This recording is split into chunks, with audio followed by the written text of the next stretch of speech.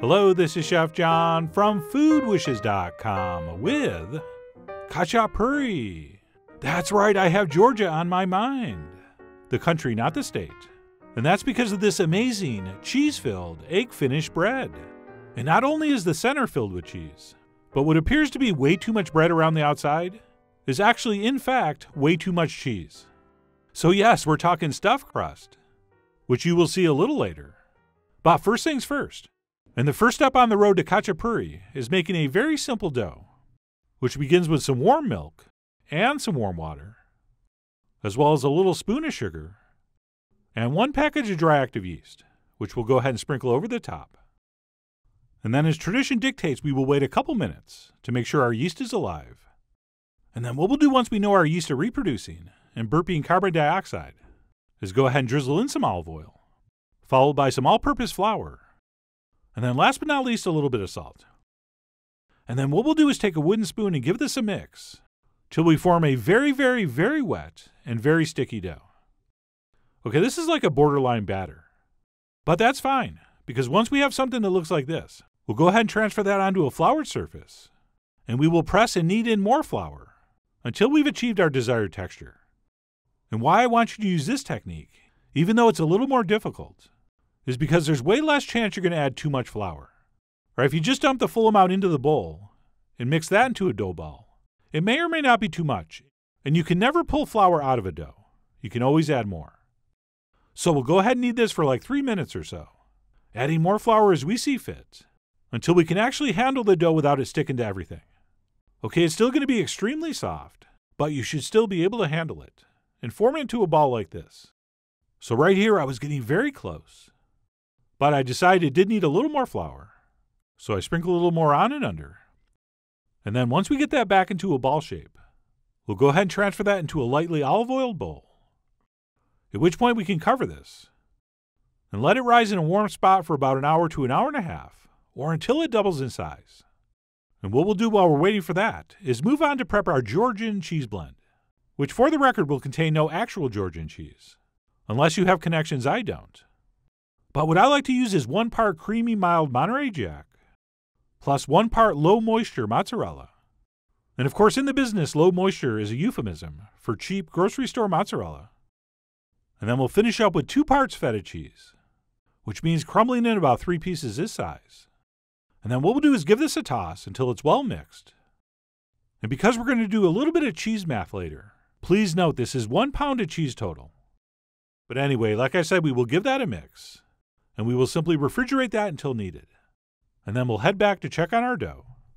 And as you can see, it's fully inflated, but not for long, because what we'll do is deflate it, and then we'll transfer that onto a floured surface, and we'll give that a little dusting and a pressing until it's pressed out into some kind of uniform shape that we can fairly evenly cut in two, which I'll do with my trusty bench scraper, a must-have tool in every kitchen, by the way.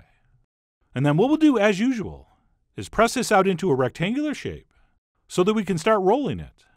But we're not going to do it on the table this time. We're actually going to transfer that to a flour-dusted piece of parchment paper.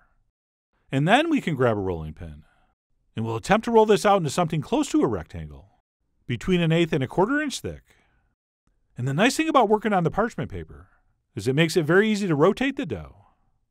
Plus, as you'll see, this will allow us to transfer this very, very soft dough to our pan with a minimum amount of danger. So we'll go ahead and roll that out into some kind of generally rectangular shape and finish the rectangulation by pulling the corners. And then once we're happy with the size and shape, it's time to apply the cheese. And there's 2 ways you can do this. You can cover the whole surface and then roll and shape this. Or you can use the stuffed crust method and pile up your cheese in 2 rows, 1 inch or 2 away from each edge, as I'm doing here. Oh, and by the way, we have 1 pound of cheese for 2 of these, which means each one gets 8 ounces. And 4 ounces of that is going in the crust, and the other half is going in the center. So what I'm getting at is each of these rows should theoretically have 2 ounces of cheese. And then what we'll do once our dough's been cheesed is fold that dough over like this, and then roll towards the center. Okay, we're going to do that on both sides, leaving a gap of about 3 or so inches in the center. And as I'm doing this, I'm kind of pulling and stretching the dough back a little bit as I roll, so that we really have that cheese trapped in the center of that crust. And once we have both of those sides rolled up, We will also need to seal the ends, which you can do by pressing and folding and twisting or a combination of all the above, just as long as somehow, some way they get sealed. And if it feels like somehow you have a ton of excess dough on the end, you can pinch off a little bit. But be careful, don't pull off too much. We're going to need that to dip in the center later. And like all baked things, don't obsess about getting this absolutely symmetrical. Okay, as you'll see, once these come out of the oven, they're going to look amazing. And besides, they're called Khachapuri, not Kacha perfect. So just get them semi-symmetrical. That's all we ask. And then once we're happy with how our sides are rolled and our ends are sealed, we'll take some scissors and cut this all the way around. And then we'll use that parchment to easily transfer this onto our baking sheet. All right, so if you just form this on the table, because that dough is so soft and these things are so ridiculously stuffed, you might screw up the shape trying to transfer it. So the parchment makes this step very easy. Plus, we were going to bake it on parchment anyway. And then what we'll do once both of those are formed and panned up is go ahead and place the rest of our cheese mixture in the middle, which again, going back to our cheese math, is going to be exactly 4 ounces in the center of each. Oh, and I should mention, if you want, you can brush an egg wash on these before they get baked, but I'm not going to. I think they look fine without it. But if you did want to brush a little bit on, go ahead. I mean, you are after all the stuffed curry of your Khachapuri. Actually, you know what? I should have went with Aisha curry, since she is the chef in the family. But anyway, once we're pleased with how those are cheesed, they are ready to transfer into the center of an extremely hot 475-degree oven for about 15 minutes or so, or until they look like this. And yes, one did have a little tiny bit of leakage, but I can't even pretend to be concerned, because look at these. But hang tight, it gets better. Because what we'll do is take a spoon to make sure we have a nice well into which we're going to place 1 cracked large egg. And then what we'll do once that's been completed is pop those back in our 475 oven for approximately 3 to 4 minutes, or until the eggs are about halfway set. All right, you see that wiggle? That's exactly how we want them. Because how these are finished is with a couple slices of butter, along with a little shake of cayenne.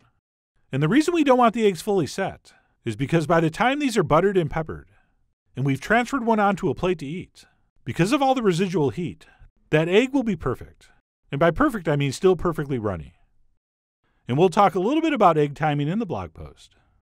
But for now, let me go ahead and move on and show you how to eat one of these. Although I bet you could probably figure it out.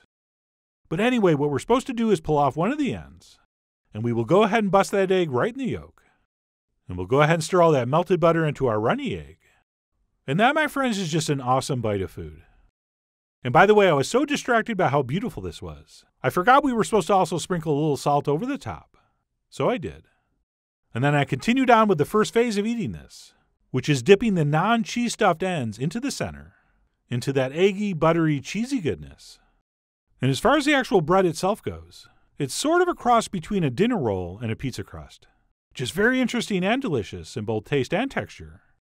All right, so that's phase 1 of enjoying this. And then what we'll do once we've reached the ends of our ends is continue doing the same thing, only using the rest of the cheese stuffed crust, which I'm cutting in half so you can see what's going on. And what's going on is a ridiculous amount of cheese stuffed in that crust. Look at that.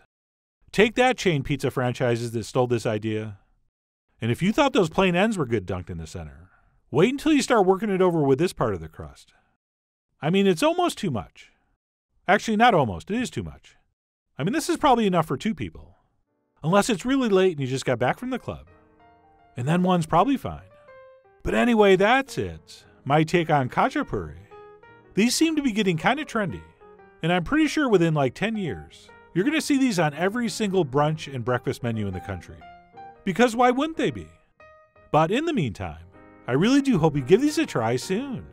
So head over to foodwishes.com for all the ingredient amounts and more info as usual. And as always, enjoy.